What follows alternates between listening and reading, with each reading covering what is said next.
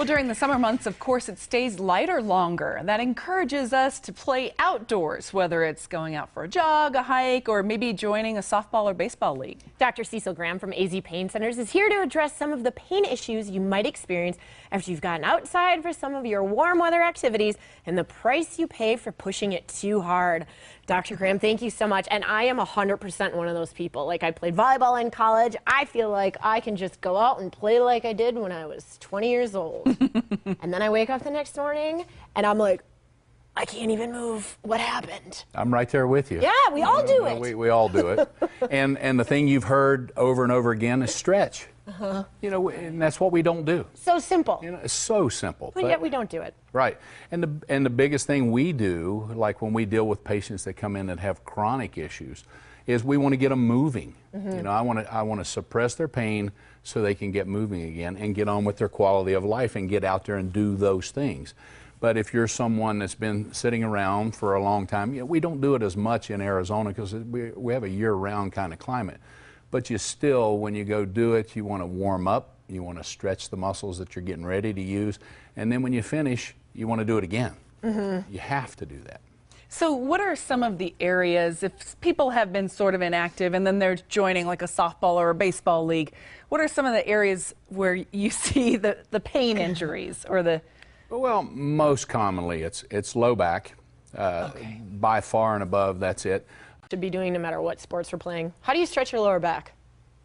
Well, forward and back. You do both because you have, as you go up the spine, you have, and you see here on the screen that we have, this is one of the best slides. It's so simple, but there's so many different components, and it goes through them all.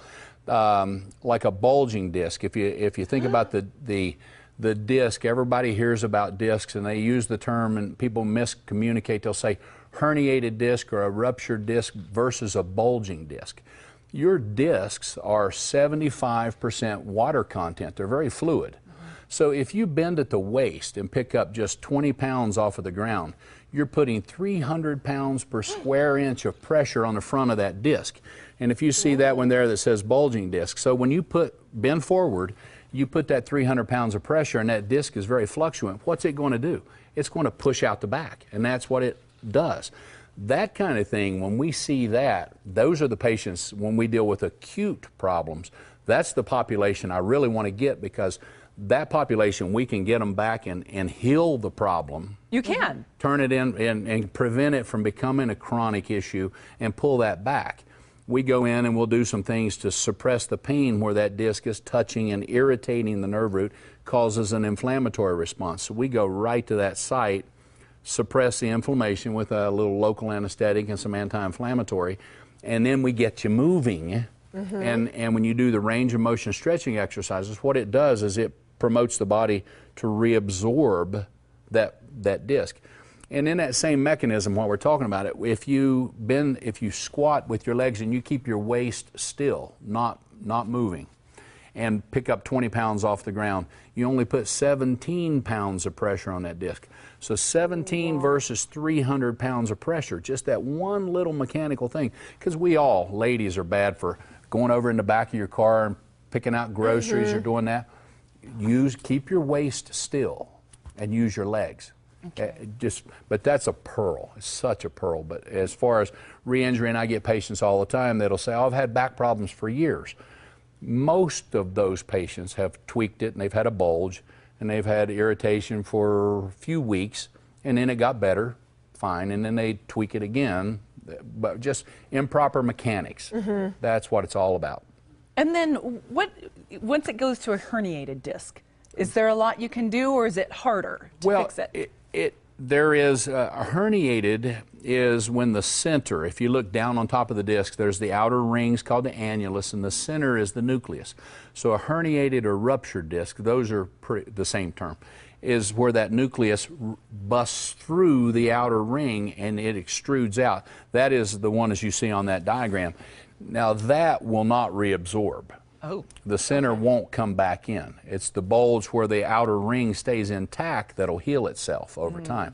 But that, if it herniates, ruptures, then it gets down to if you have motor function deficit. And that's the kind of the threshold of, okay, does this patient need surgery to go in and take that disc physically away from the nerve root.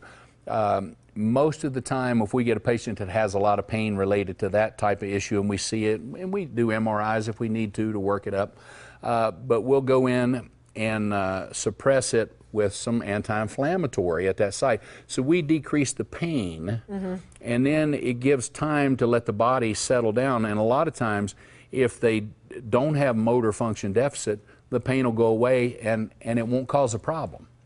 It certainly seems like the moment you have pain or any kind of injury, come and see you, because you can do something about it if you catch it sort of early. We love at preventing it from crossing over into the chronic issue. Right. And chronic's a whole different can of worms.